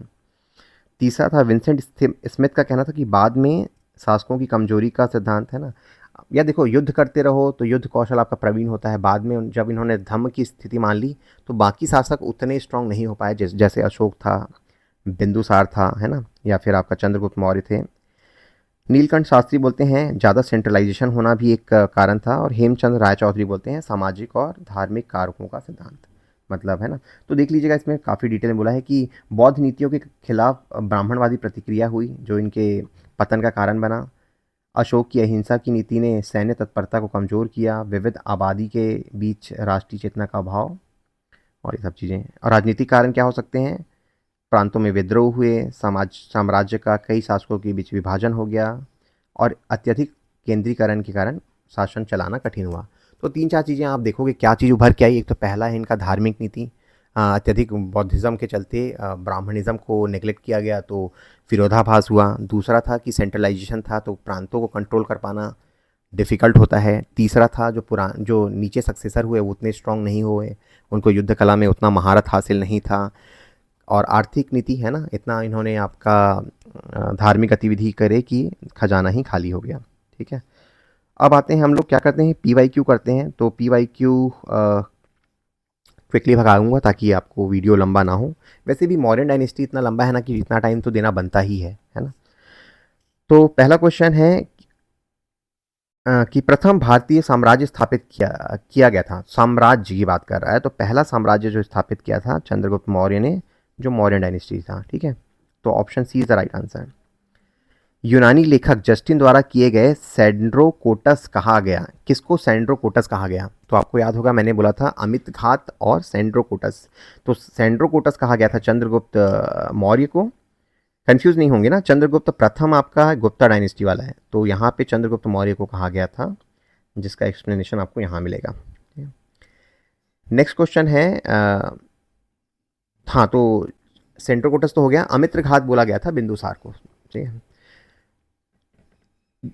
जिसके ग्रंथ में चंद्रगुप्त मौर्य का विशिष्ट रूप से वर्णन होता है वह है, तो भास है क्या? नहीं। विशाख दत्त है क्या? छोटा छोटा होता होगा, लेकिन विशाखा दत्त का जो मुद्रा राक्षस है उसमें काफ़ी विशिष्ट वर्णन है। ठीक है, तो option C is the right answer. Next question इस चाणक्य का बचपन में नाम क्या था? जिनको आंसर करना है वो आप ना पॉज करके पढ़ लीजिएगा, वीडियो लंबा ना हो इसलिए मैं क्विकली इसको सेव करता रहा हूँ। तो answer C Vishnugupta is the right answer, क्योंकि प्रश्न मैंने बहुत सारे इंक्लूड किए हैं इसके। कौटिल्य की पुस्तक अर्थशास्त्र किस विषय पर आधारित है? क्या वो आर्थिक संबंध दिखाता है, शासन कला के बारे में दिखाता है, विदेश नीति बताता है, धन संचय बताता है, या फिर उपरोक्त में से कोई नहीं? तो आप देखोगे ये सब चीज़ बताता है ना, इसीलिए इसका आंसर होगा ई, उपयुक्त में से कोई नहीं। कारण क्या है? सॉरी, इसमें दोनों है, उपयुक्त में से कोई नहीं या फिर उपरोक्त में से एक से अधिक। तो एक से अधिक है तो ऑप्शन इज ई, है ना। नेक्स्ट है आपका प्रश्न, ये एक्चुअली ना डिफ़िकल्ट प्रश्न है, ये यूपीएससी में आया था, तो इसका बस आंसर मैं आपको बताना चाह रहा था कि अर्थशास्त्र में बहुत इंपॉर्टेंट मतलब फैक्ट है, बहुत डीप में है, शायद आपसे ना बने, लेकिन क्वेश्चन को देख लीजिए, क्या पता रिपीट हो। यूपीएससी में आया है 2022 में, फॉर्चुनेटली मेरे से ये बन गया था, मैंने जो अनुमान लगाया था। तो इसमें प्रश्न है, a person could become a slave as a result of judicial punishment, मतलब अगर दंड के रूप में किसी को दास बनाया जा सकता है। स्त्री दास अपने मालिक के संसर्ग से पुत्र जनन कर कानूनी रूप से मुक्त हो सकती है, बिल्कुल हो सकती है, तो ये दोनों करेक्ट हैं। यदि स्त्री दास का मालिक उस स्त्री से पैदा हुए पुत्र का पिता हो तो उस पुत्र को मालिक का पुत्र होने का कानूनी हक मिलता है। अब इस वाले स्टेटमेंट में ना काफ़ी डिस्प्यूट है, मतलब इसीलिए इसका आंसर यहाँ पे तो जो लिया गया था वो 1 और 2 ए लिया गया है, बट इस स्टेटमेंट को भी बहुत सारे लोग बोलते हैं कि करेक्ट है करके। बट अगेन हम लोग जो आंसर दिया गया घटना चक्र में उसको लेंगे, option A is the correct answer. किसकी तुलना मैकियावेली के प्रिंस से की जाती है? तो हमने डिस्कस किया था कि कौटिल्य के अर्थशास्त्र है उसकी तुलना की जाती है मैकियावेली के प्रिंस से। नेक्स्ट प्रश्न है, पाटलिपुत्र में स्थित चंद्रगुप्त का महल किससे बना था? क्या वो ईंटों से बना था, पत्थर से बना था, लकड़ी से बना था कि मिट्टी से बना था? तो ये भी एक फेमस प्रश्न है, तो ये बना था लकड़ी से, option C is the right answer. Next प्रश्न है, किस मौर्य राजा ने दक्कन की विजय प्राप्त की? है ना, किसने करा था डेक्कन में? तो डेक्कन में आपका चंद्रगुप्त मौर्य और बिंदुसार दोनों ने ही किया था, तो आपका Chandragupta Maurya, I need to check, क्योंकि इसने भी किया था और इसने विस्तार किया था, तो बिंदुसार ने आई थिंक एक्सपांशन किया था, तो आपका चंद्रगुप्त ने स्टार्ट किया, बिंदुसार ने इसका एक्सपांशन किया। ठीक है, तो चंद्रगुप्त ने दक्षिण में ही विजय प्राप्त करी थी। किसके शासनकाल में डिमेकस भारत आया था? तो किसके में आया था? मेगास्थनीज आया था आपके चंद्रगुप्त मौर्य के में, और डिमेकस आया था बिंदुसार के में। ठीक है, तो option B is the right answer. Seleucus, जिसको जिसको अलेक्जेंडर द्वारा सिंध एवं अफगानिस्तान का प्रशासन नियुक्त किया गया था, को किस भारतीय राजा ने हराया? सेल्यूकस को किसने हराया 326 के आसपास? उसको हराया था, ये तो गुप्ता वाला, इसको हटा दीजिए, उसको हराया था ओके, थोड़ा सा कन्फ्यूजन हो रहा है, चंद्रगुप्त मौर्य लिखना चाहिए, जस्ट रिमूव इट। हाँ, तो ये तो नहीं होगा, अशोका नहीं, ये चंद्रगुप्त मौर्य है ना, तो इसको मौर्य लिखना चाहिए था। बट अगेन ये फैक्ट आपको पता होना चाहिए कि सेल्यूकस को चंद्रगुप्त मौर्य ने हराया। Option D is the right answer. Next question है, भारत का प्रथम अस्पताल इन औषधि बागान का निर्माण करवाया था? किसने करवाया था? होपफुली अशोक ने कराया है, क्योंकि उसी ने ही वेलफेयर स्टेट शुरू किए थे, है ना, तो Ashok is the right answer. निम्नलिखित मौर्य शासक बौद्ध धर्म के अनुयायी थे, कौन कौन थे? क्या चंद्रगुप्त मौर्य थे? बिल्कुल नहीं थे, तो फर्स्ट ऑप्शन इज रॉन्ग, दोनों गलत हो गया है। अशोक थे, डेफिनेटली है, तो ये गलत हो गया। अब इनमें से है ना, बिंदुसार थे क्या? बिंदुसार नहीं थे, आजीविका को अपनाया था इन्होंने, तो दिस इज ऑल्सो रॉन्ग। 2 और 4 जो ये फैक्ट थे मैंने ऊपर लिखे हुए हैं वो पढ़ लीजिएगा, तो 2 और 4 is the right answer, so option D. रज्जुक क्या थे? क्या चोल के से संबंधित थे? बिल्कुल नहीं। गुप्ता से नहीं, शक से नहीं, ये थे मौर्य शासन में अधिकारी, जो ग्रामीण व्यवस्था को देखते थे, वो थे, है ना, ये आप देख लीजिए, ठीक है, तो B is the right answer. Next question is, सार्थवाह किसे कहते हैं? तो सार्थवाह एक्चुअली नया वर्ड है, तो आपको कुछ, जैसे मैं बार बार बोलता हूँ, सारे इन्फॉर्मेशन थ्योरी से नहीं पढ़ सकते, कुछ आपको PYQ से भी याद करने पड़ेंगे। तो सार्थवाह थे आपके कैरावान ऑफ ट्रेडर, है ना। देखिए, इस टाइप के जब प्रश्न पूछते हैं ना, तो मोस्टली UPSC में ऐसा होता था कि इनका संबंध इकोनॉमी से होता था। एक बार हुंडी पूछा था, ठीक है, वो भी इकोनॉमी से रिलेटेड था, वो हम लोग आने वाले टाइम में करेंगे, गुप्ता पीरियड से। तो सार्थवाह किससे रिलेटेड है? व्यापारियों के काफिले से, तो option B is the right answer. Next question, Sarnath स्तंभ का निर्माण किसने करवाया था? जैसा आपने देखा, स्तंभ का निर्माण करवाया है अशोका ने, ठीक है, B is the right answer. Next question है, सांची स्तूप का निर्माण अगेन अशोक ने कराया है। कई बार क्या है, ऑब्जेक्टिव सॉल्व करते करते आपके स्ट्रांग हो जाते हैं बेसिस। निम्नलिखित स्थानों और उनसे संबंधित स्मारकों का सही मिलान कीजिए, कौन कहाँ पे है? तो डिफिकल्ट है सबको याद रखना, लेकिन दो याद रखेंगे, सारनाथ में जो है ना, धमेक करके है ये वाला, ठीक है, तो C से 1 को मैच करने की देखते हैं। तो मैंने यार सॉरी ऑप्शन दिया नहीं, मिस हो गया ऑप्शन, बट अगेन तो इसका आंसर है, करेक्ट आंसर देख लीजिए। एक तो इसको याद रखिए, श्रावस्ती, जहाँ पे सबसे ज़्यादा बुद्ध ने वो दिया था अपने उपदेश, तो सहेत महेत यहाँ पे है, धमेक जो है सारनाथ पे, तो इसको याद रखेंगे, बहुत इंपॉर्टेंट है, ठीक है। बाकी दो को फैक्ट है, घोषिताराम है कौशाम्बी में, कुशीराम में है रानाभर। अशोक के शिलालेख में प्रयुक्त भाषा है, क्या भाषा है? अब यहाँ पे लोग कंफ्यूज होते हैं, इंक्लूडिंग माई सेल्फ, मैं भी बहुत कंफ्यूज होता हूँ। मुझे लगता था कि बुद्ध ने भाई धर्म अपना लिया है, सॉरी अशोक ने बौद्ध धर्म अपना लिया है, तो बौद्ध धर्म तो मोस्टली पाली था करके, लेकिन नहीं, पाली नहीं था, उसका था सारे जो प्रयुक्त भाषा था वो था प्राकृत, मतलब, तो option B is the right answer. तो कुछ चीज़ें जो एक्सेप्शन है वो आपको याद रखनी है क्वेश्चन के थ्रू।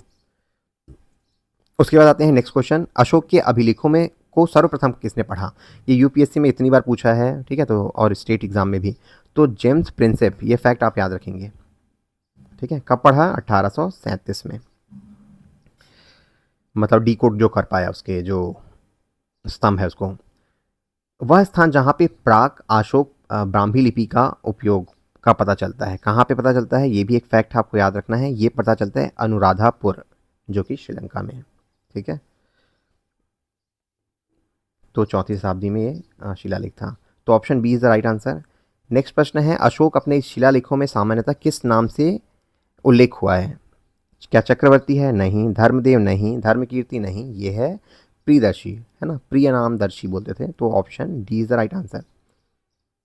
नेक्स्ट प्रश्न है, निम्नलिखित में से किस उभारदार मूर्तिशिल्प शिलालेख में अशोक के प्रस्तर रूप चित्र के साथ रानियों अशोका किसमें है? ठीक है, तो अभी हम लोग क्या पढ़ रहे हैं, कुछ इंपॉर्टेंट शिलालेख हैं अशोक के जिसमें उनका नाम कुछ अलग लिखा गया है, उसके बारे में पढ़ रहे हैं। तो ये था आपका कहाँ पे, ये था आपका कंगनहली, मतलब जो कर्नाटका में है, ठीक है, तो option A is right answer. ये कुछ फैक्ट आपको याद रखने पड़ेंगे, ठीक है। उसके बाद किसमें अशोक का व्यक्तिगत नाम उल्लेख है, तो ये है आपके मस्की के शिलालेख में, ठीक है। इन सब जो एक्सेप्शनल शिलालेख है ना उसी को पूछता है, इसीलिए आप याद रखेंगे। कुछ तो आपके यूपीएससी में पूछे गए हैं, कुछ आपके स्टेट एग्जाम में। अशोक का रुमनदेही स्तंभ किससे संबंधित है? अगर आपने बुद्धिज्म वाला मेरा लेक्चर फॉलो कर लिया होगा तो ये क्वेश्चन बहुत डिफिकल्ट नहीं है आपके लिए। रुमनदेही बताता है कि बुद्ध का जन्म लुम्बिनी में हुआ था, तो option A is the right answer. Next प्रश्न है, मैच करना है शिलालेख को, ठीक है। मतलब ये प्रश्न दिए हैं कि कौन कितने शिलालेख के साथ उनका लोकेशन मैच है, फिर बताना है। तो इस टाइप के प्रश्न होपफुली आप उम्मीद करिए कि सीजीपीएससी ना पकड़े, अदरवाइज़ बहुत डिफिकल्ट है इसको आंसर करना। जिस टाइम यूपीएससी ने इसको इंट्रोड्यूस कराया उस साल बहुत कम कट ऑफ गया था, है ना, क्योंकि आपको बताना है, एलिमिनेट करने का ऑप्शन ही नहीं है, या तो आपको पता है या तो नहीं पता है। तो देखिए, क्या धौली उड़ीसा में है? डेफिनेटली है। एर्रीगुडी जो है क्या आंध्र में? बिल्कुल है, नाम से भी लग रहा है साउथ इंडियन नेम है। जौगढ़ है वो एमपी में नहीं है, ये है आपके उड़ीसा में, ठीक है। और कलसी जो है वो है आपका उत्तराखंड में, ठीक है। तो कितने करेक्ट हुए? 2 ही करेक्ट हैं, तो option B is the right answer. 2 ही, बाकी कहाँ पे है देख लीजिएगा। ये पीडीएफ आपको टेलीग्राम में मिल जाएगा, डोंट वरी। ये पता नहीं ऑप्शन नहीं दे पाया मैं इसका, बट ये बोल रहा है कि किस में टॉलरेंस की नीति या फिर हार्मोनी की नीति बताई गई है, तो वो है 12वां शिलालेख, डायरेक्ट आंसर इसका। किस अभिलेख में कलिंग विजय के बारे में वर्णन है? तो कलिंग कहाँ पे है? आपका उड़ीसा में। और उड़ीसा से कौन सा शिलालेख प्राप्त हुआ है? बाकी सब तो अलग अलग जगह मिला है ना, मस्की जो है कर्नाटका में, रुद्रदमन है, जूनागढ़ ये आपका इधर गुजरात में, हाथी गुम्पा है वो उड़ीसा में है, और इसी में ही कलिंग विजय के बारे में डिस्कस है। Option D is the right answer, ठीक है। नेक्स्ट क्वेश्चन इज, एक स्टेटमेंट है कि कोई भी व्यक्ति जो अपने संप्रदाय को महिमा मंडित करने की दृष्टि से अपने धार्मिक संप्रदाय की प्रशंसा करता है या संप्रदाय के प्रति अत्यधिक भक्ति के कारण अन्य संप्रदाय की निंदा करता है वह अपितु अपने संप्रदाय को गंभीर रूप से हानि पहुंचाता है, ठीक है। तो ये स्टेटमेंट किसने कहा था? तो आप देखेंगे तो अशोक के ही वचन ऐसे हो सकते हैं, क्योंकि ऐसी जो बातें हैं वो उन्होंने अपने शिलालेख में बोले, ठीक है। तो नहीं पढ़े होंगे तो आप उसको याद कर लीजिए। वैसे भी देखिए, एग्जाम में जब पूछेगा ना कोई स्टेटमेंट तो किसी फेमस पर्सनालिटी के नाम पे ही पूछता है, तो आप उसके लिए अगर 2 में एलिमिनेट कर पा रहे हैं तो गो फॉर द ऑप्शन। मौर्यकालीन शासकों ने धार्मिक आधार पर भू अनुदान नहीं दिया था। और दूसरा क्या बोल रहा है? भू अनुदान के विरुद्ध कृषकों में विद्रोह किया। तो यार विद्रोह के तो कोई ऐसा कुछ पता नहीं चलता, तो मतलब कृषकों द्वारा, तो आर तो गलत है, तो आर गलत है। सही व्याख्या, ये दोनों एक्चुअली गलत, मतलब उसका सही एक्सप्लेनेशन हो नहीं सकता। और क्या था? ये गलत, अनुदान नहीं दिया था, अनुदान तो दिया था, तो ये तो गलत हो गया ना। इसका ऑप्शन, दोनों ही स्टेटमेंट थोड़े ट्रिकी लग रहे हैं, तो इसका ऑप्शन है, अच्छा सॉरी, इसको होना चाहिए था ना, मैंने क्या लिख दिया,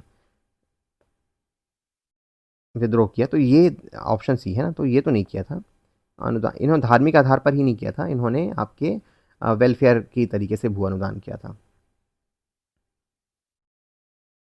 उसके बाद नेक्स्ट आते हैं, the division into 7 classes has been made in the specific source, किस सोर्स में था? मेगास्थनीज की इंडिका में, ठीक है। तो option D is the right answer. और कौन से थे ये रटने के लिए, आप फिर से देख लीजिएगा यहाँ पे।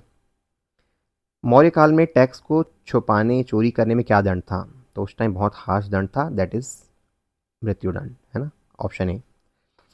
वर्तमान न्यायपालिका प्रशासन का कौन सा कार्य मौर्य काल से जारी किया गया? तो आप देखेंगे वो जो समाज था ना, पता नहीं ये पॉइंट कैसे छूट गया, बट इन्होंने अलग अलग डिपार्टमेंट रखे हुए थे। हो सकता है कि मैं इसको रिवाइज में ऐड करूं, तो उसमें से एक डिपार्टमेंट था जन्म और मृत्यु का पंजीकरण, है ना, तो ऑप्शन सी जो है उस टाइम से चल रहा है। नेक्स्ट प्रश्न है, भाग ये बलि क्या थे? ये क्या थे? आपके राजस्व के स्रोत थे, है ना, ऑप्शन बी। उसके बाद आते हैं, मौर्य मंत्री परिषद में निम्नलिखित में से कौन सा राजस्व इकट्ठा करने से संबंधित था? कौन तक करता था? आपका समहर्ता, है ना, ये राजस्व इकट्ठा करता था। उसके बाद आते हैं, मौर्य काल में भूमि कर आय का स्रोत था, उसका अधिकारी कौन था? सीताध्यक्ष, है ना।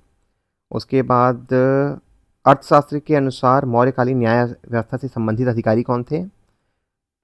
धर्मस्थी और रज्जुक, है ना। ये सॉरी, रज्जुक कौन कौन से थे? धर्म महामात्र तो नहीं था, तो 1 को गलत कर दीजिए, ठीक है। और 2 और ये रज्जुक भी वो नहीं था। आपके ये थे कंठशोधक और धर्मस्थी, ठीक है। तो 2 and 4 option D is the right answer. रज्जुक था वो मतलब थोड़ा न्याय दिखता था बट उतना रिलेवेंट नहीं था, मतलब आई मीन वो ग्रामीण प्रशासन को दिखता था। ये मैच करना था नाम को, तो चंद्रगुप्त को बोलते थे आपके सेंड्रोकोटस, बिंदुसार को बोलते थे अमित्रघात, अशोक को बोलते थे प्रियदर्शी और चाणक्य को विष्णुगुप्त। तो ए का 2, तो दिस इज ये तो ठीक है, ये भी ठीक है। अच्छा, 2 ऑप्शन कर एक जैसे हो गए क्या? तो ठीक है, आप ये मैच कर लीजिएगा, सी इज़ द राइट आंसर। प्राचीन भारत के निम्नलिखित ग्रंथों में से किसमें पति द्वारा परित्यक्त पत्नी के लिए विवाह विच्छेद की अनुमति दी गई? किसमें दी गई? अर्थशास्त्र में है ना, और हमने ऊपर मेंशन किया था। कौन से ये जो 4 यात्री थे, आगे भी पढ़ेंगे हम लोग, तो इनको सीरीज़ में करना था, है ना। तो इसके आंसर क्या है? मेगास्थनीज सबसे पहले आया था, फाहयान आया था, वेनसांग आया था, इत्स्यांग आया था। तो आप इनकी ईयर को याद रखेंगे, मैंने यहाँ पे लिख दिया है, क्योंकि बाकी जो ये 3 हैं इसको हम लोग गुप्ता पीरियड में पढ़ेंगे, ठीक है। तो इसीलिए कब आए थे? इत्सिंग था वो पाला डायनेस्टी में आया था 671 में, ह्वेनसांग आया था 630 में हर्ष के टाइम, फाहयान आया था चंद्रगुप्त 2 के टाइम 399 में। तो ये कुछ फैक्ट्स हैं। अंतिम मौर्य शासक बृहदत्त की हत्या करके उसके प्रधान सेनापति पुष्यमित्र शुंग ने की थी, बिल्कुल सही है। अंतिम शुंग राजा देवभूति की हत्या वाशुमित्र कर्ण ने किया था, ये भी सही है। आंध्र ने कण्व राजवंश को वंचित किया। तीनों स्टेटमेंट सही है ना। ये क्या बता रहा है? जो हम लोग अगला चैप्टर पढ़ेंगे उसके बारे में बता रहा है कि कैसे मौर्य पीरियड के बाद 3 अलग अलग राजवंश आए। कौन से? शुंग, कण्व और सातवाहन। तीनों ही करेक्ट हैं, ठीक है। अगला प्रश्न है, ईसवी सन के पूर्व कुछ शताब्दियों में निम्नलिखित में से किन शासकों ने गिरनार क्षेत्र में जल संसाधन की व्यवस्था की ओर जोर दिया? तो मैंने बताया, जल संसाधन की जोर दिया आपका अशोक ने और चंद्रगुप्त मौर्य ने। इन्होंने बनाया था और इन्होंने कैनाल बनाया। चंद्रगुप्त ने झील बनवाया और उन्होंने कैनाल बनाया, जो मैंने आपको बताया था। तो option B is the right answer. अब आते हैं 12 बार की गुफाओं के बारे में क्या सही नहीं है।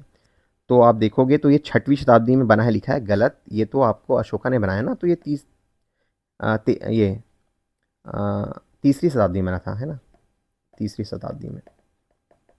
थोड़ा सा मैं स्पीड को बढ़ाऊँ क्योंकि लेक्चर लंबा हो रहा है। ये कुछ इन्फॉर्मेशन दिए हैं जो आपको पढ़ने हैं आपके इन्फॉर्मेशन के लिए, किस टाइप के टैक्सेस वो लेता था, तो मैंने ऐड कर दिया है जस्ट रिवाइज के लिए। देखिए, अब क्विकली हम लोग मेंस का जो आंसर है वो कर लेते हैं। कौन कौन से क्वेश्चन आए थे? तो एक तो कलिंग युद्ध का ऐतिहासिक महत्व बताने के लिए आया था। उसके बाद मेगास्थनीज से रिलेटेड जो सोसाइटी थी उसके बारे में। मौर्य के पतन के मौर्य के पतन में अशोक का क्या कंट्रीब्यूशन है वो पूछा है। थोड़ा सा ट्रिकी था, अगर उस टाइम लोगों ने नहीं तैयार किया होगा तो। अशोक के बाद जो 4 राजा थे मौर्य के वो बताइए। शाप्तांग थ्योरी के बारे में बताइए, पाटलिपुत्र के बारे में, और ये ठीक है। तो क्विकली हम लोग देख लेते हैं आंसर क्या है। तो पहला है कि कलिंगा युद्ध का क्या महत्व है? तो अशोक का परिवर्तन हुआ, उसकी राजनीति में बदलाव आया, है ना, अहिंसा को अपनाया, भेरी घोष की जगह धम्म घोष को अपनाया गया, नैतिक शासन, है ना, सहिष्णुता, टॉलरेंस, इन सब की नीति पे जोड़ दिया। 2 नंबर का था, तो ज़्यादा लंबा लिखने की ज़रूरत नहीं है।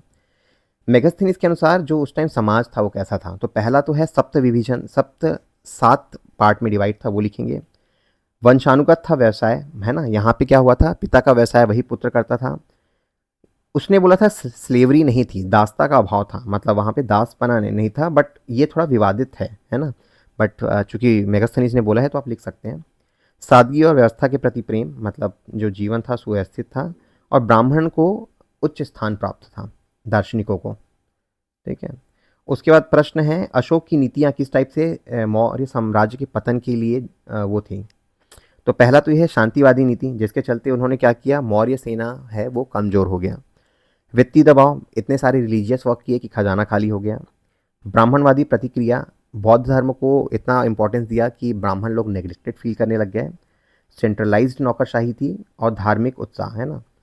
तो ये जो है, मैं क्यों जल्दी जल्दी भगा रहा हूँ, क्योंकि ये सब चीज़ें हमने ऊपर में डिस्कस किया है आपके उसके लिए, प्रिपरेशन के लिए। ये मैं आपको पीडीएफ भी दे रहा हूँ, तो आप ग्रुप से डाउनलोड कर लीजिएगा। 4 राजाओं के नाम बताइए बोल रहा है, तो आप देख सकते हो, है ना। बृहदर्थ और दशरथ तो याद रहते हैं, संप्रीति, सलीशुका, और आप कुणाल को भी याद कर सकते हो, है ना। Kunal is also important. Even आप यार जो उसके पुत्र पुत्रियाँ थी ना, वो उसको भी लिख सकते हो, जो श्रीलंका गए थे।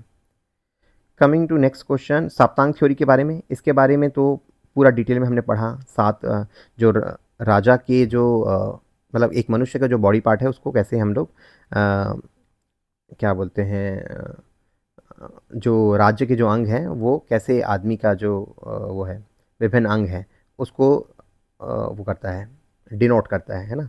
तो मित्र जो है वो आपके कान हैं, तो उसको मैं रिपीट नहीं करता, इसको आप देख लीजिएगा क्योंकि हमने इसको डिस्कस कर लिए। अब इसको एक्चुअली इसमें एक पार्ट ये था कि कैसे वो प्रेजेंट डे राजनीति में बिलोंग करता है।